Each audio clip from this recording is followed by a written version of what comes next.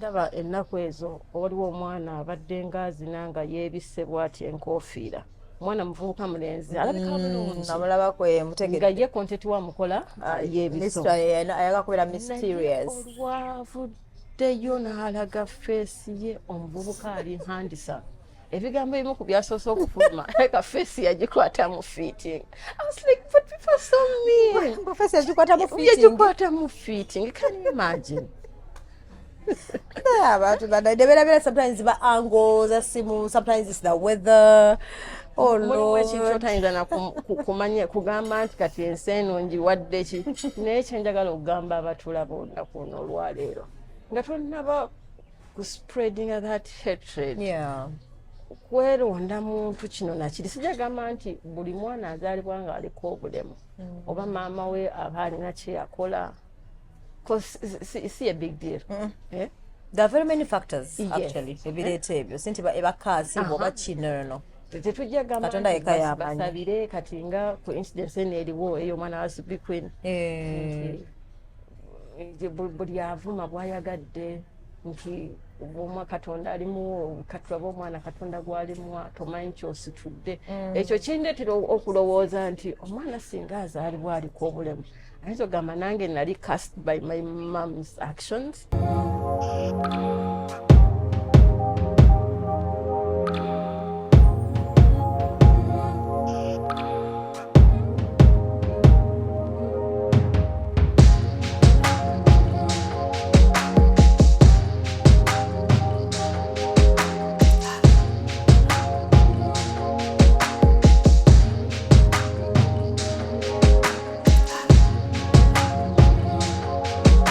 Okay. All right. How are you, lovelies? Welcome to my YouTube channel once again. Bampita Dorina Sasira. Erinnya lya YouTube is Dorina Sasira, so you know it's me. Let me hope you're okay though. Naye mwebale nnyo ku liking, subscribing, sharing, the comments era sometimes webanna obudde. I always thank you for watching and commenting. Nange mbebaza, it's not easy. So if it's not for you, singa to uploading. So thank you. So before I introduce the guest, njagala kwebaza sponsors. Njagala kwebaza sponsor Solange. Solange women syrup oyo mulungi nnyo bw'obanga ogenda mu menstrual periods zo naye nga ofuna a lot of pain.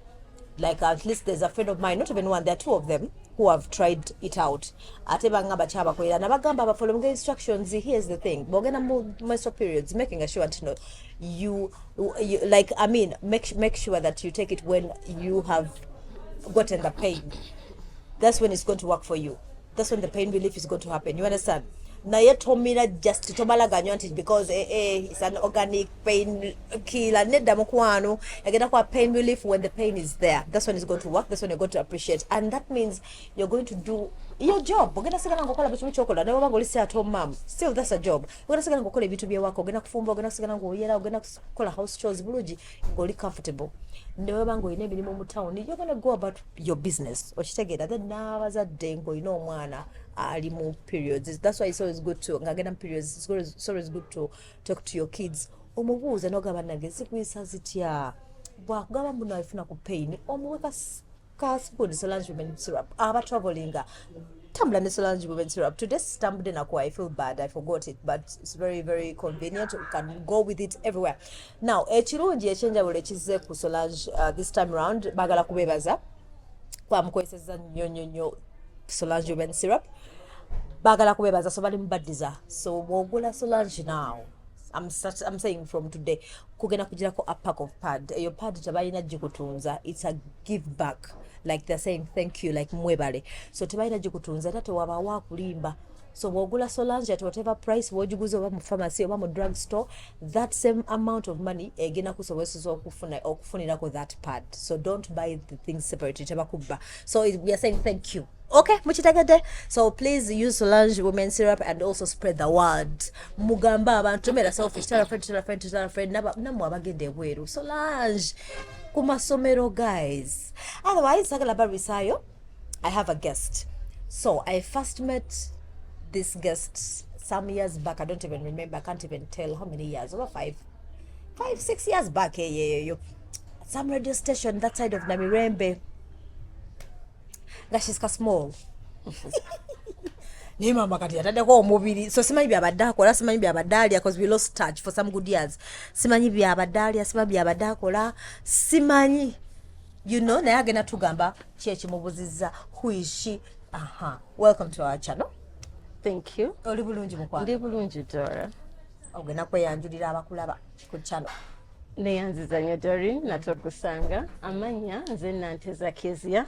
Yes. Ndi mu media nga Doreen twasinkana myaka mingi. Banange mingi way back. Nagamba 10 gizo okutulabikako mingi. It's okay nze siti ya myaka kundoza even 10 years back beba manyi.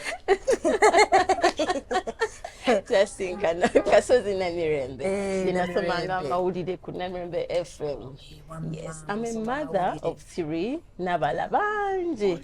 Yes, I'm a mother of 3. And where come you still look good like yes, we last been together and now one. So the when's Jukida. Oh Lord. Time flies. Yes, Once a change mainstream na juwumula buvunanyizibwa bwa mama. N'abaana babiri bana. Sacrificing about ogamba kakati omanyi. Biro byetulaba oli n'agamba nti kati career yage gitadde wansi ka focusinga ku family kibera serious like that. Exactly.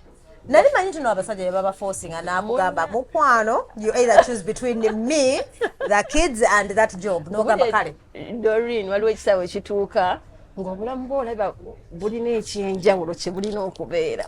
My firstborn, she's now 11 years. Naye we namuzaalira ebiseera bye nali nkyabeeraka. Salaba nnyo obuzito bw'omwana nga ng'ojja n'ogenda nga bw'ojja n'ogenda naye bano abaana omulala owokubiri bw'ajja I sat down. How am I going to handle this? Ebiseera baatuwanga leave ya myezi 2 gyokka. Nennyongerako awo yali annual leave eya 1 month egibeera emyezi 3. Ngenda okudda okukola wagenda okuyita omwezi omulala gumu ng'omwana yejje ku mabeere takyayagala kuyonka.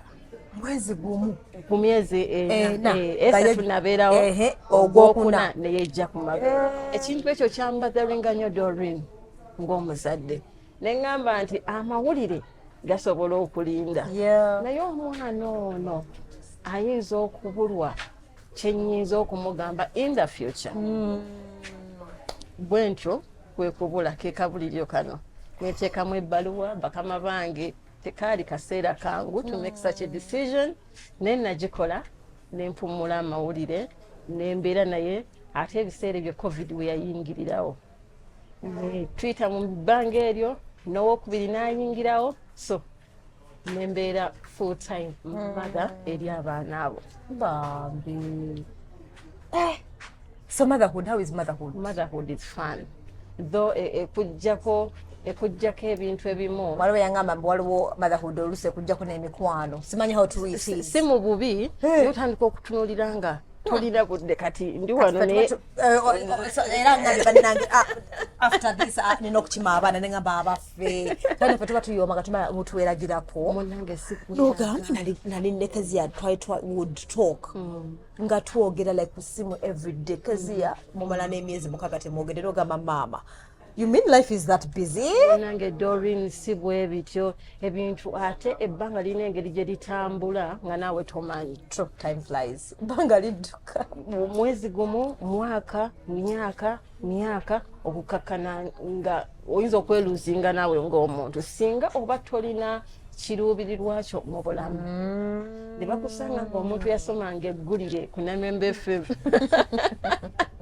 Nga bagane yali abaddeko mu corporate life nga tebakikkiriza ino kyebabamu bambi bazaala n'abeera ng'omulalu kumbe it's not intentional okwefaako buli kyalowooza then bano abasajja ne bajajinga lwaki olabika bubi bwotyo ekyo no kyekikyamu ku bazadde abamu abasuulirira ennyo endabika yaabwe tinewankubadde nga oyagala nnyo omwana wo oyagala nnyo amakaago naawe ng'omuntu olina kwesuulirira oyinza okwerabira n'okwambala bw'oteekeddwa okwambala kubanga oli ku baana so mu bbanga eryo gye mbulidde naye ng'obulamu bunyuma.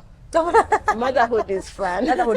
Yes. And then marriage. Ne marriage seemed. Really? Yes. Bana batutisa marriage. Anyway, buli omu alina kyayogera. Batutisa marriage, bwe mumala okuzaala nti basajja bakyuka. Nkubulya Doreen ndoze ebimu Katonda yabigaba nga bw'akuwa omwami omulungi oba n'akuwa abaana abalungi, abaana abagezi, ate n'abaana n'abeera nga milestone zaabwe zijjira mu budde. Nayo challenge. Eyinza okuleetera n'obeera mu lugendo luno olw'okukoza abaana ne weeraliikirira. Emabegakaawo ng'omuntu neeraliikirirako nga my last born is now 4 years nga adileyinze mu kwogera yafuna speech delay. Kugamba ebisoomooza ng'omuzadde bingi ebiyinza okukyusa omuntu n'agamba nti oba marriage yeetanyuma naye nga bino ebintu ebigenda byegattako. Kubulya Doreen omuntu okuva olunaku lwafunye olubuto ayinza okweraliikirira omuntu gw'agenda okuleeta ku nsi anaafaanana atya. Ekyo ng'okitadde ku bbali anaafaanana atya amaze okujja ku nsi obulumi obwo buyinza obutalowoozebwako nnyo mukadde ako naye agenda faanana atya. Bw'ava ku kyafaanana atya bino ebigenda biddirira abaana mumanyi batuuka ekiseera mwalina okutuulira n'atatuula. Mbiwulira kubanga kwavula n'atayavula neweeraliikirira then ate kino kya maama ne taata kimatalinga olina okusooka nayita daddy oba mama papa oba it depends. Abasawo b'abaana bagenzi ne batugondeza ebintu bino nti buli muntu alina enkula ye ey'enjawulo. Doreen olaba kati nga bwe tuli abaddugavu waliyo azaalibwa nga mweru n'okwogera oba ne milestones ezo buli muntu alina either mu jinzi zaabwe oba ebimwetoolodde ebimuleetera okugamba kino akikoze bukyali nti maama oba gwali naye oba taata ekigambo taata olulimi lwangu okukyogera egamba byebimu ku byentunuulidde mu lugendo luno olw'abamaama olw'okuba maama ebireetedde abakyala abamu bwe kutaba kweraliikirira oluusi ne yeesanga nga ebimu ku ebyo bimuleetedde n'okuva mu bufumbo. Ki kye ŋŋamba singa muzaala omwana bwe Katonda bw'atabasaasira ne muba nga temusobola kutegeera nti wabaawo ebiyinza okukeerewa okujja. Okimanyi kyangu nnyo bw'aba mwami okulekawo omukyala n'agamba nti wanzaalira ekintu ekitategeerekeka oba n'akyogera nga mwogezi nazaala omwana nga obanga aliko obulemu tulina mwana ali bwati okitegedde twava tetulina mwana ananagira tuddamu okusanga KEZIA omubuuzi obufumbo buli butya olaba bwakuwa amawulire ne weeyongerayo Doreen n'ogamba nedda butira bulinda angira mbeera mu life yange kumbe buli omu alina story ye buli omu alina script ye byetaaga kumanga communication yeyo nkulu nga ebintu obirengererako ewala we biganye nawe n'osoma n'ogamba biki kati omwana katata yatandise okwogera omwana yatandika nkubulire Doreen mulimu ku bintu bye nali neebaziza Katonda mu ekyo wagamba mukama mukama webale omwana yalwawo okwogera nange kennyini nentya newankubadde bonna n'abalala ababiri twalangwawo okwogera ndooza mu kikula kyaffe ng'abantu oba pekatulawo nekikono kyasukka omukulu Scott Kabete omukulu yatandika naye okwogera at 2 years nga mututte mu Daycare ate ye kyamutwaza mu Daycare emirimu gyaffe nga bw'ogimanyi yangu oyagala beereyo keeyo ate nange nkomewo omusange kati sakinootisinga nnyo ogwokubiri albedinganako mangu. So there was that conversation. So bali balina eddalu bonna bonna kati owokusatu waliwo gap awo right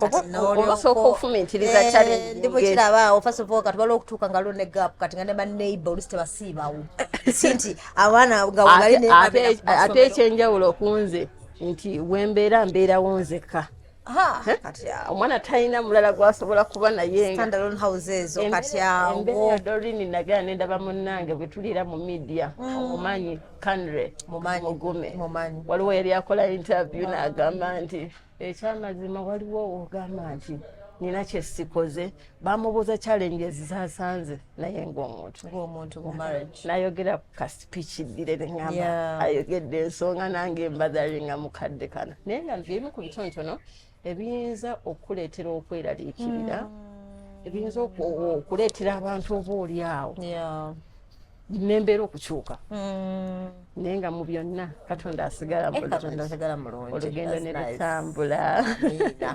so kakati omanyi munnange guys amanyi tero bagamba so KEZIA munaye nga nkubira essimu awo she was concerned she has two concerns era tugenda zogerako ng'omuzadde tuleka tumute alyoka akima abaana be kumanya kimanya akatima kali eri banga mne bora obati mabato nga banyiza bambaga mami what happened oshitegedde bangamba kids I love kids anyway so what which but stambula these days ekisoka visitation okay gundi zeba implementing empya ez'abaana ez'amasomero mulimu visitations and everything the nature kubiri about omwana wa Subi Queen Boli ku TikTok, I'm sure wachirabyeko kyali kitrendinga kaunga. Even now, like, era olaba ku page yateka like she's been a strong woman zibujjo mulaba. Nga because I know social media trolls. Oli ayogera nakuvuma then nakwate na pinninga nakisagira mu mu mpito mukadde ngamba ndi mubi but the soko is a filter nga namala nalanga ne business here but I think for the first time does ayagambi let me share with the people that follow me. Since they know about my life, but I've been warming my boyfriend, my fiance, now a fiance because she was proposed to fiance wange. Najayo Omwana celebrating birthdays. Backlash. Nange nabisa, TikTok webera. Ningamba to the extent that she had even to whatever the comment section to remove it. Nabi na kubira ngali concerned as a parent. Nagamba naye abantu abavuma, abantu abagira omwana w'abanno, wamuno. Abamuto nazala abamma byozadde tumanyi mwana wacha agenda kufuka okay I felt like wanye mtima gwekizadde ningamba you have to come to chogereko so chako affecting nze and talking about that I've never seen she's like I said namanya kedda but I've never namulabanga yibuto bichiwadde newe natega nti yazala mugaga congratulations teyandaka ko yadde mwana we simanyi nabana we bafanana ne ku social media tatekaga yadde akagalo ko omwana so anyway so I think she's just a private person anyway I don't know it's not just privacy I don't know but so that is it so when she got concerned ngamba bambikamulete so mulingo omuzadde taddeyo omwana taddeyo omwana wo because gomanyi pain omuzadde jayitamu kyekakugidde mu bwongo kuba you felt so nakuwidde nga there is that pain owira omuntu ng'ayogera ng'owira you're bothered so kati ng'omuzadde like that situation oyigamu ki as a parent then advice yoyinza okuwa abawala nga eyo bana basiba bavuma abaana b'abandi ku social media then abazadde do you think we should share those moments oba abaana baffe tubate ku social media when they are still young oba we should tubalinde bakule beesalirewo atuke 18 years omugabe kati nawo 18 according to the law oli mukulu it's up to you Doreen, mulimu ekintu ky'ogamba nti social media yajja tekyaddayo kyekisooka. Advancing every time. Yolukedde yeeyongera genda maaso. Bannange. Mu nsi gye tulimu, emirimu gye tutambuza, obulamu bwe tulimu, kati yewe gye tuliko. Naye tuyinza gihandolinga tutya n'abaana baffe. Baleme kukosebwa. Abantu abali innocent baleme kukosebwa. Nga sinagenda eyo nzijukira nnyo bwe nali nkula ekintu ky'okuyitanga erinnya lyange KEZIA gwe KEZIA kati bakuyita KEZIA mu ngeri y'okujereegerera nga bagamba mbu erinnya lya kikadde KEZIA ati ng'abantu abakulu abamu bamanyi okubuuza mami naye wali ku ky'omwana omutuuma erinnya ly'abakadde nga n'abakulu bakubuulinga naye mugamba babuuza ebibuuzo that is bullying still ekintu ng'okibuuza mukulu naye omwana waali akosebwa kiki eng'endako nti social media n'omuntu ayinza okuba alwana ntalo ze n'omuntu omukulu tugambe bya bizinensi oba yayagala dde okukuba mu ngeri yonna laba bw'ateeka ekigambo ekinene ku mwana wo ng'omuzadde ekisooka okwisibwa bubi naye ng'ate n'omwana abeera tortured. Ebiseera ebisinga nagenze neetunuulira nga nekireetera abantu abamu okwogera nga bwe boogera tebaayagalwa nga bakula. So kituddayo ku background nga they didn't get that love from the parents, environment abe beetoolodde. Okusomera muwala wange mu covid yagenda n'agejja mu buto ng'akula yali mutono emyaka bwe gitambula mu covid awo agejja abruptly naye wandabira abantu ab'enjawulo abamubeerangako nti Big Mafati. I know Big Mafati wali abadde mutini akaana katono kalinga katalya kyokate katageze omwana ageze kugamba kaneebweko ne example omwana mulisa agenda kubaala omwana ina atageze tinabijja kaneebweko example umanye kati nze my weight fluctuates it fluctuates kubanga it means alya obingena ne snacking so netuuka oba mbeera ku kinendya kati waliwo wenatandika okuteeka ebifaananyi byange ku social media ogwasooka gasina bafuna platform nene nateekanga ebifaananyi nga ndi mutono kati of course nali nga bwe ngambye abantu bali batono already ng'akyali eri ku station ng'ateekayo responsibility kati then netuuka nenkulawo page kanjagala I wanted to tap into different audiences kati bwe nagulirawo page nga ntandise okugejjaawo nembeera nga nteekayo ne bazoka bandaba nga ndi mulole hips ne zigerera kati ng'ebifaananyi byenteekayo so lumu neŋŋamba nenkooyo obunene buno nenkogga bwe nakogga kirabika bali tebandaba nga ndi mutono ne boogera kyokka ate njagala kujjukiza nti bwe nali omunene abamu mu comment section oli munene nnyo naawe laba ebbuto okeze kati olwo bw'olizaala olirete bususizza wena olinga waliwo yangambako osimanya mbu ndi mugazini nga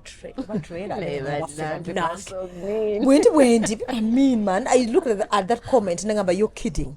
So I'm that mugazi. So it stuck on me ngamba you know what let me kukoga but nachokaira ngazo nefuna mwene emirembe nga nkoze nataka yefana na embracing myself but then I was I think 60 kgs from 90 because ebitiyeyo I think I was 98 nembera 60 kgs my dear ana wabira bako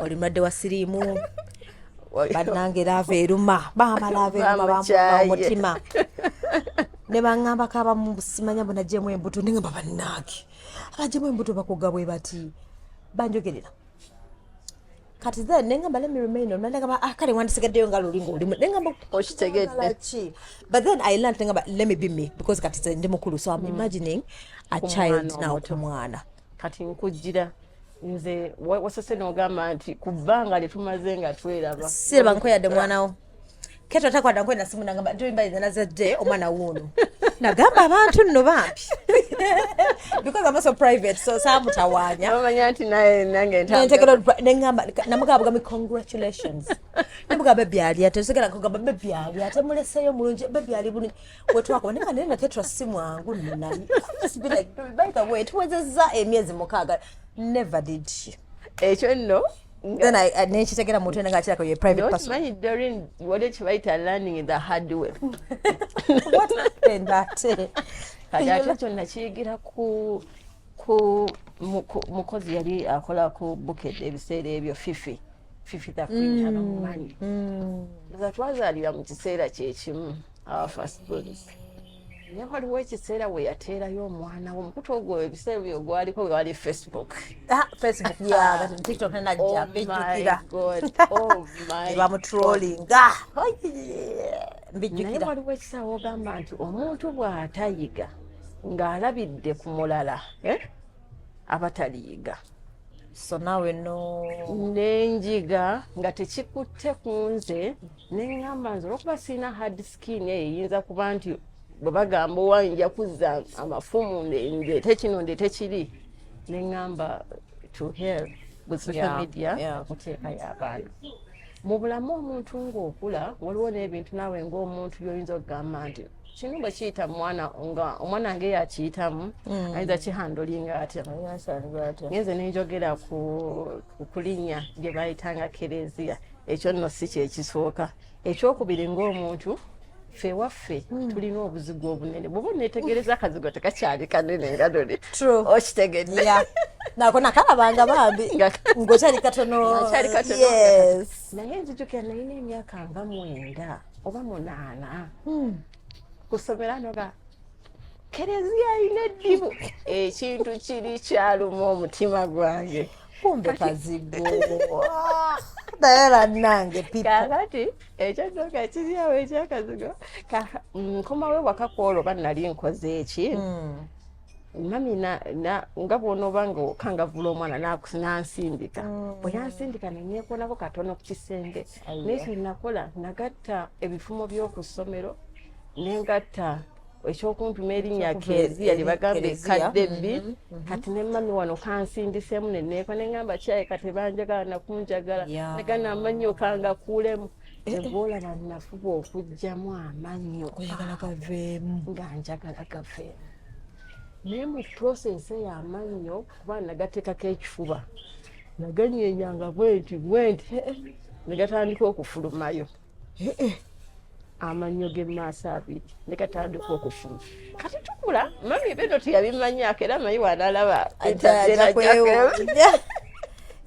nenkulanga amannyo gafulumayoko naye olw'ekyo ekyava ku ssomero ekyerinnya kati wano obusunguyira obigamba nti tebanjagala kangajjiremu ddala naye ng'ate ye nga mami ng'omuntu teyakimanya nako ekyo era obutakulimba ku kyamannyo fast forward gakoleddwako ndowooza emyaka ng'esatu emabega naye gakolebwako mu kiti kya mami nga bwe nali nankula yawuliranga nnyo abanvuma amannyo naye ate kati nze olwokuba nze mmanyi kye nagakola makyayi tekimbazaringa era kuba mmanyi I used to give that big smile wow gakoleddwako nga myaka 3 ate nga ye yakitaddemu amaanyi kuba ye ng'omuzadde yalumwanga nnyo okusinga nange ate nze saalumwa nnyo nga nkuze wano kati banamanya kyenakolanga pressure gye wateekanga kugafulumya kiki njagala okukomyawo olunaku olwaleero bwe nalabye omwana avumibwa nti social media kaakano ffeno twakulyako mu era nga sina ya social media nnyo social media kyekoze kaakati n'ekirungi ekivuma nabadde ndaba ennaku ezo waliwo omwana abadde ngaazina nga yeebisse bw'ati enkoofiira omwana muvubuka mulenzi alabika bulungi nga ye kontenti wamukola yeebisoayaga kubeera mysterious olwavuddeyo n'alaga feesi ye omuvubuka ali handisa ebigambo ebimu ku byasoose okufuluma ka feesi yagikwata mu fitting. I was like, but people so mean. Feesi yagikwata mu fitting? Yagikwata mu fitting. Can you imagine? Abantu bana sometimes the angles, sometimes it's the weather. Oh Lord. Sometimes na kumanya kugamba nti kati enseno njiwadde ki naye kyenjagala okugamba abatulaba olunaku luno olwaleero nga tonnaba ku spreading that hatred. Yeah. Kweronda muntu kino nakiri sijagamba nti buli mwana azaalibwa nga aliko obulemu oba maama we aba alina kye yakola see a big deal. Yeah? There are very many factors actually ebireeta ebyo sinti ebakaasi oba kino tetujja gamba basabire kati nga coincidence eriwo eyo mwana wa Queen buli avuma bwayagadde nti obw'omwa Katonda alimu katulaba omwana Katonda gwalimu tomanyi kyositudde ekyo kindeetera okulowooza nti omwana singa azaalibwa aliko obulemu ayinza ogamba nange nali cast by my mom's actions. Banaffe abagobera program za Biva Organic nze Dr. Senjobe nakuguka mu butonde kujjanjabisa mmere middo na bibala. Biva Organic tuli wano Mengo opposite Masengere ku Biva Organic House ne Hoima opposite Equity Bank. Olwanja kati twogere ku clove oil benefits ne clove tea benefits mafuta ya kalafu oba gwe tuyita pirawo masala nga bwolaba ku screen awo. Ffe ku Biva Organic tukolamu ka clove oil kano ne tukolamu n'amajaani ga clove tea. Abantu abalina ekizibu ky'okuba nti owunya akamwa kakuyamba akadagala kano kalinamu eugenol medicinal component. Kayamba nnyo ku bantu abalina toothache ng'olumizibwa amannyo, tonyeza awali erinnya erikuluma oba senyesa akadagala kano ng'omaze otteekako toothpaste. Olwa eugenol benefits ze kalina ne nakyo anti-inflammatory kajja kuyambako nnyo kendeeza belly fats ate n'okuspeeding up bile production mwabalina high cholesterol levels. Nze Dr. Senjobe. Kumbe there were your actions. No, like can you question yourself? Yes. Ogamba ono omwana ali bwati because of my mom's actions.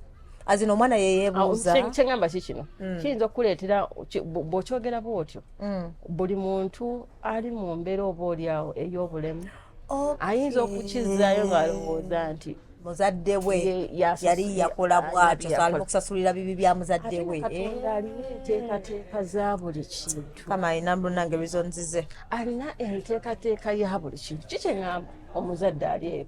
Oyinza okuba gwe omwanawo oza omutadde mu social media mu mataala gamulaba. Beera ready okuyimirira naye paka. Kubanga n'okwata omwana ogambe nti omukweke bukwesi munaddala nga owulira nti aliko embeera nakyo kiyinza okuleetera omwana okwennyika nafuna that trouble. Bwe kijja nno n'abeera nga oba olina aliko obulemu ng'abamu obateeka mu mataala oba ye n'otamuteekayo nakyo kiyinza okumuleetera embeera enzibu.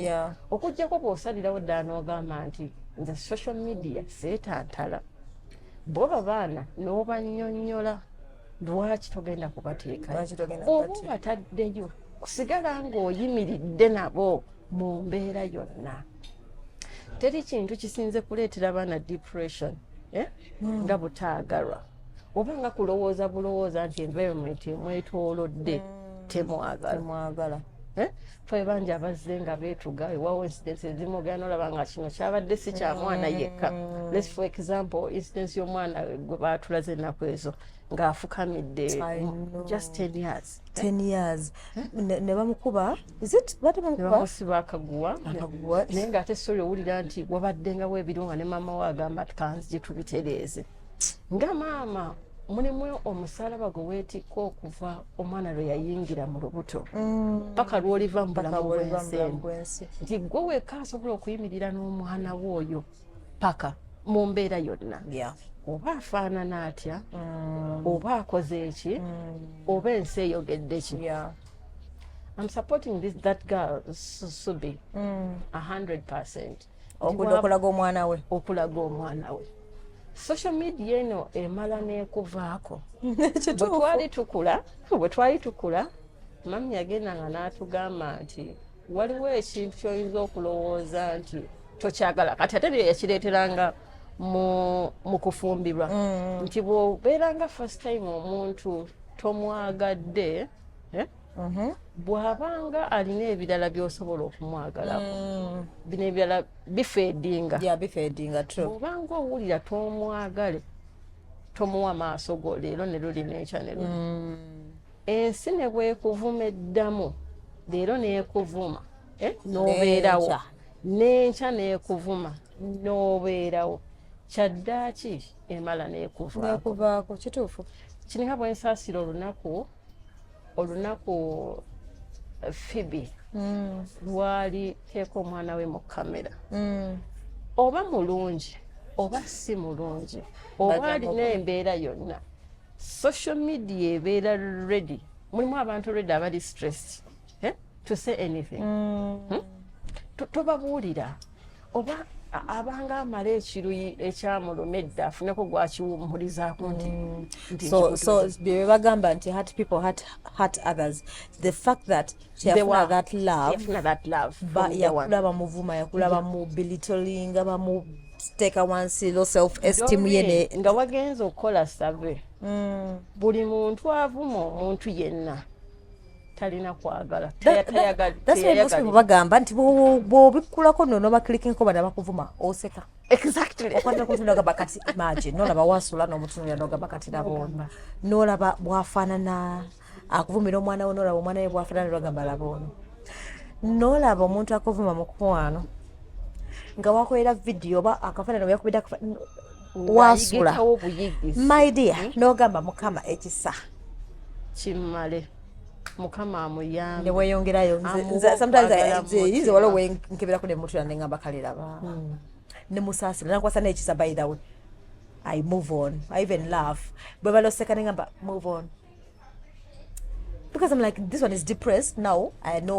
one depressing and they're projecting anonya watuliza busungu bwe projecting true my message to all mothers oba abantu bonna abalina feeling eri omuntu singa aba ateereddwako obukyayi obw'engeri zonna omuntu oyo musaasire I know ate tomusabira bubi musabira obulungi musabira obulungi alaba okwagala kwa Katonda kwegamba ekyo ekiruyi ekimulimu doribo tosobola kubanga olina okwagala bw'otandika okwogera n'oyogeza obukyayi tosobola kubanga omanyi ng'omanyi kyekitegeeza omuntu okuyisa obubi n'oyisa omuntu omulala obubi newankubadde ate tekyanjawulo nti waliwo eyayisibwa obubi n'atawona n'akikaringa on ekyenjawulo kiri nti ku area eno gye tuliko abaana baffe kuva buto twandibayigiriza okwagala ate okwagala okuyigiriza otya ng'okumulaze in fact ng'omubeeredde in fact olina okuloba ng'omugamba nti you're beautiful those things yes you're beautiful that's when you build their confidence from childhood exactly I'm beautiful ndi mulungi nti abalaka boogere ki kyonna balinako background noise oli mulungi you're beautiful watondebwa nga oli unique ekyo ekikufuula okuba you abantu abamu tebeetaga kuwa matu omuntu ayinza okujja ku kiruubirirwa kye ku kkubo ly'ettuufu kw'otambulira leeni entuufu okakana ng'ovuza akataka mu kuvuga akataka egyo okwonera mpulira bubi lwe ndaba omuntu anyigiriza omwana omuto omuntu ajja ekitonde kya Katonda eno wansi nga akimazeemu kigambo kwagala I'm very sure omwana oyo bw'aba ali ku social media twatuteka sitade y'omwana ono aliwo kati n'asoma ebigambo ebimwogerwako nzogamba nyinza okuba siri mulungi lwaki nze ndi bwenti lwaki kino bakigamba nze lwaki oba nze nfaanana bwenti ajja kulaba nti si bonna bonna nti bakibagamba eki kyosuubira mu mwana oyo gwakyogera mukadde kano kikyoyagala omwana oyo akole kikyoyagala obubeera nga n'obulumi owulira bungi Doreen nga you feel that pain sikyagamba nti olina kuba muzadde kufiringa that pain okitegedde olina kuba human olina kuba human that's the word bayinza okugamba nti nze tebinkwatako oba sinnaba kuzaala oba olina kuba human olina kubeera mu akaka understanding nti kino tekyetaagisa kutegeera so at the end of the day abazadde I think abogambye kuza omwana wo nga omulaga love like praise your child abaana bayiga they imitate and they listen so kyomuteekamu nga muto kyakula nakyo so giving that love so that when they grow they can actually spread the same love to the next generation kubanga amanyi ebintu bino ebimu bibeera generational but tomanya akula n'avamu omuntu omulungi omukazi owovunaanyizibwa wa musajja respecting abakazi because wamukuza bulungi understand so n'abazadde if you feel like you want to spread you want to put your child ku social media do it it's your life omwana naye awulira bulungi ngaali loved and you know because that moment that child will never forget that moment nga mami bajagala kugamba bamuyimbira bajagala Doreen kati newankubadde nze nagamba abaana sijja bateeka ku social media naye omuwala ono atandise okukula ate ku ssomero gyali is a traditional school mukulembeze mulimu ebintu byotasobola kumukuumira wala paka omulimu introducinga to n'omulaga kabi kabirimu birthday tejja kutuuka alabe banne nga bali posted anyway bo bazadde baba postinga tomupostinga yeebuuze lwaki kati ekikulu kya byonna always kutuula n'omwana w'oyo bw'aba akuzeemu omubuulire ebiki by'ayinza okusuubira nti kino bwe kiba kibadde bwekiti oza lwaki kiri bwekiti ne bwekiti haters kituufu nti newankubadde ba haters tobayita nti my haters balina bizibu byabwe. Okay, so there's something else that you talked about visitation. Kyetwayogerako twakyazako wano omusomesa ne twogera about visitation, you know, limiting abantu abajja okukyalira omwana ku ssomero nga the government is like they don't have to go beyond 4 yambu si kumanyagana just come visit ne balimitinga n'essaawa they are proposing 2 hours at most so bino ababeerangawo ne babeerawo the whole day tebabyagala ne bino bisimanye emmere mbwe emmere enfumbe nabe ne bagigaana okay baleeta scenario mbwalo ya poisoning abaana bla bla but kale all that stuff cutting in my mind so for you are bothered by that nogamba it's not really fair kujja kukyala tugende ate toyagala tugenda kutemujja na bantu bonna ab'ekika bonna jjajja wagundi omusajja agamba si kumanyagana jangu olabeko byolabako liri ssomero genda for you are bothered you're like no so what should be like why bakyagala bajje nga bangi kakati ate ekyabangi eyinza okuba nga si ye main issue cause ekyabangi nakyo kirina ensonga ezo so oyagala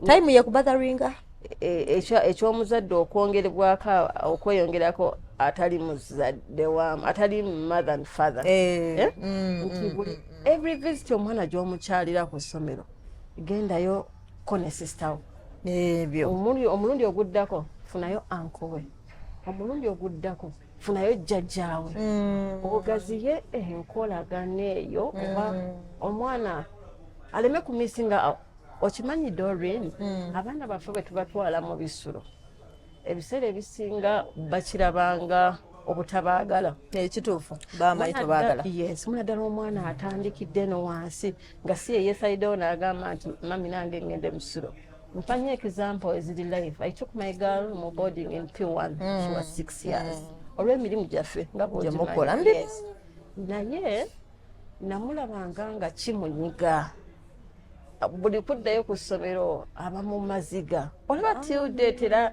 obatunira kabeera wa secondary omwana w'ekisira agenda okuddayo ku ssomero ng'omulaba ogamba embeera yokka ey'okuzza omwana oyo omutima ye vidiyo y'okutuuka n'omufunirayo oba oliawo uncle we gwayagala n'omuwa surprise n'ogenda naye n'omufunirayo jjajjaawe maigala ayagala nnyo jjajjaawe nogamba nti vidiyo eno tugendere nalaba eyali gwe mwali muli naye that interview ng'ayogera nnyo ku kyemmere ate mukimanyi nti abaana baffe bye tulowooza nti bye baagala si bye baagala baagala ki kati gwe oyinza okulowooza nti bw'onoomuwa emmere gyetufumbye wakanomuwa kingi n'akitereka oba mu ddoomu ndikyasinga okwagala mu mbeera eno nkizudde nti abaana baffe baagala nnyo obudde bwaffe n'amanya nti sparinze obudde bwo n'ojja n'omulabako bino bijja nga extra nesente nali manyi n'okulekerayo obuseera okubalekerayo obusente sente kibasanyusa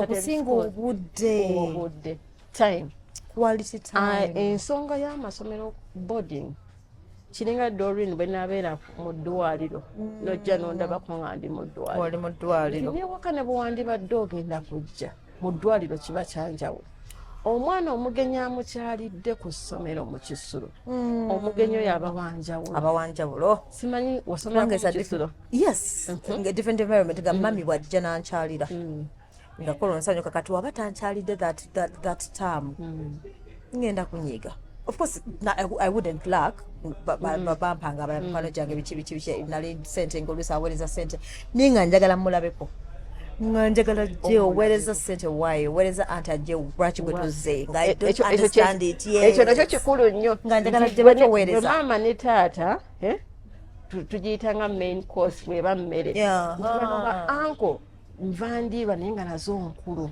dessert bw'omufisiza akadde n'ogamba nti anko omwana oyo ategeera nnyo ne anko oyo ebisulo bitwala obudde bw'abaana baffe bungi nnyo nti holide tumujagaamiddemu musisinkana zibaza wiiki 3 ate zidduka oluzi zidduka emisinde nti mu mbeera eno nga okiraba bwe kiddayo eno ku training omwana okuba ne self love nti bw'onoogimulaga mu kisulo wali waali muzze ab'enjawulo agamba kitegeeza ne anko wange onanjagala obulamu bw'ensi nti tubulinaako garanti nti leero wendi enkya siriiwo kimanyi kigenda kubaawo from here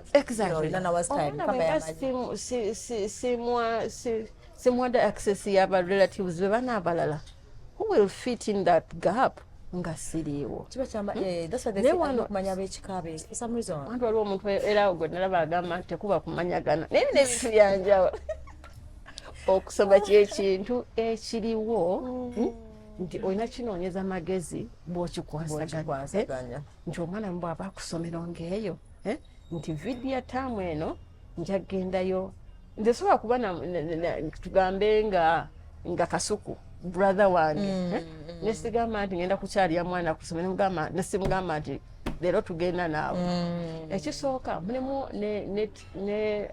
ne moments ezimu oba abantu abamu abayinza okuyambako okwandolinga byotandisobodde kwandolinga nga maama oba omwana wo n'omuweesa ekyo ekyenjawulo abaana bakuba nnyo obu campaign abiyita ya campaign nga ekifo kyaliko nti ne mu nsi eno eya bulijjo ng'ogenda okunoonya akalulu olina bw'ogamba ono kajja mbeere aneegatteko nti bw'omuleetera abantu abo ab'enjawulo mu vidinga ezo n'ekirina engeri gye kimwongeramu amaanyi kirina engeri gye kimuvayibinga gye kimwongera okwagala simanyi lwaki abantu abamu tebakiraba nga bwekiraba naye nga kwe kulowooza kwange okwo. Thank you so much. Kakati oyina daycare.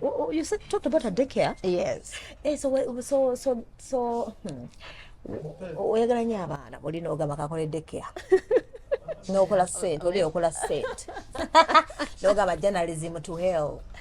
Waliwo ekyoyita gye bayita calling passion kati eyo ki ne money survival.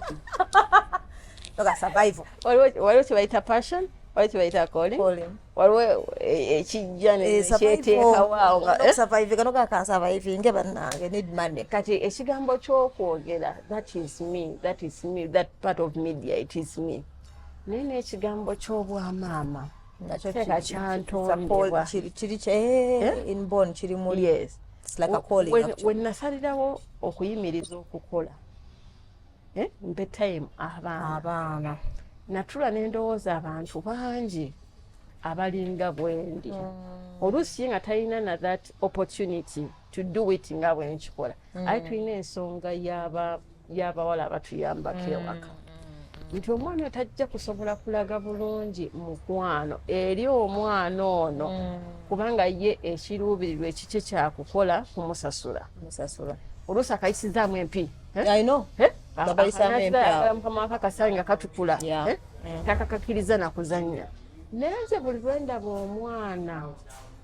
omwana abonyaabonyezebwa mpulira bubi. Abazadde bangi bagenda ne bakola ssente naye omwana gwazikolera natasobola nakuzeeyagalamu wadde kubanga environment gyamuteereddewo ate emunyigiriza. Kwe kulowooza nno bwentyo neŋŋamba nti wadde nti nze abenzadde kati bonna basoma naye nnumirirwa omuzadde ali eyo akeera ku rediyo nga bwe nakeeranga nga talina muntu asobola kulera mwana we namuyi that mother touch mother ya true namunacharinga nga bulungi talina kyakukola Kabitezi Prado bwekyo yo bwe yazaalibwa bagita Kabitezi Prado yes Kabitezi Prado ndeje Ntebbe Road. abali around Ndeje they can always look for you era tetebera n'abaana bangi ate ngo esobola okubawa touch definitely but yes, no that's number eba limited from 3 months to 3 years ye number ye age bracket yes 3 months to 3 years mama yes sabo kale mama nice matilivu yaweddeko ayagala kuddayo kukola omwana tasobola kumuleka waka Kabitezi Prado is always open very there from Monday to Sunday. so you want people to those around in Ndeje those who want to call and find out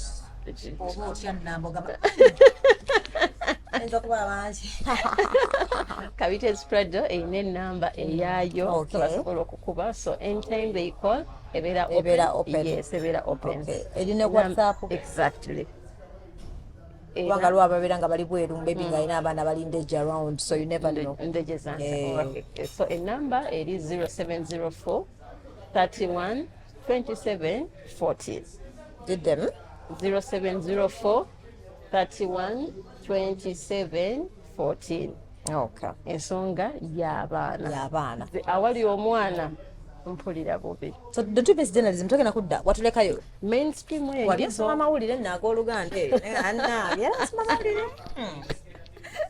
waliwo ekiseera kyotuuka n'ogamba sijja kulinda kungoba bugoyi kati ate kati n'amawulire gabeerera amalungi ennaku zino wogakola wonna exactly ne batuusaako amawulire ag'enjawulo yifudde mu nsi n'embitizi byekebe so much banange thank you for the call nogabana kanjenjogerera inspire those mothers the kids yeah you're doing a good job and you look good one so meaning marriage looks good on you thank you anyway, so until next time guys thank you so much you can use Solange women's syrup ogenda musanga mu supermarket no supermarket actually no ogenda musanga mu drugstore oba mu pharmacies and bw'ogula Solange this time round there's something good or there's something that they've decided to do. They have added a pack of pads. Era mudani mu pack ya pads mulimu ne pant liner, right? So they want you to just to say thank you, so that when you in your menstrual periods you have a whole package. So thank you guys for subscribing and watching. Until next time, bye bye.